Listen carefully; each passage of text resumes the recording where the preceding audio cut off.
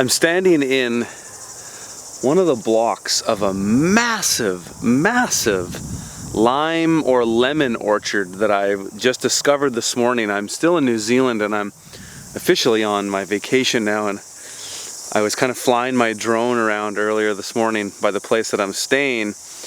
We're on the near the northern tip of the northern island of New Zealand, and I was flying my drone around and I saw this crazy patterns, these geometrical patterns, and I was kind of curious about it, so I flew my drone over and was like, wow, notice this place. And at first I thought it was a huge vineyard, but it turns out to be, at least from the blocks that I've looked at, it seems to be a huge lime or lemon orchard.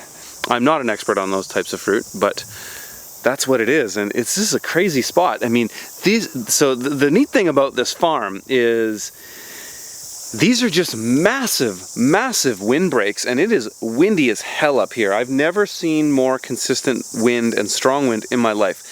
Winds of up to 140 kilometers an hour up here, and so that explains why there's these massive windbreaks. They basically look like pine trees. They're just softwood pine. In fact, they look just like what I have in British Columbia called lodgepole pine. I'm pretty sure that's what they are, but they're huge. They've basically just grown these trees at tight spacing on a hedge. Gotta be like 15 meters high, something like that. 45 feet maybe. Huge. The blocks themselves are I think it was 118 meters this way by 63 meters that way.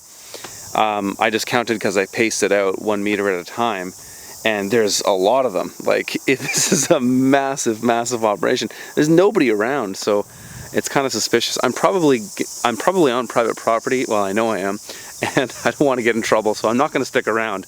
But I just thought I'd show this to you guys. This is a really cool. Whether this is conventional or organic, I have no idea. I'm assuming it's conventional, just because unless things are said they're organic, they usually are, or they're usually conventional. So I'm assuming it's a conventional farm, but it's a really cool structure. I mean, these blocks, each of these blocks are 7,400 meters, square meters. So that's about 74,000 square feet, actually. So I guess that is near 2 acres. So each of these blocks are almost 2 acres. Massive farm. Really cool innovation.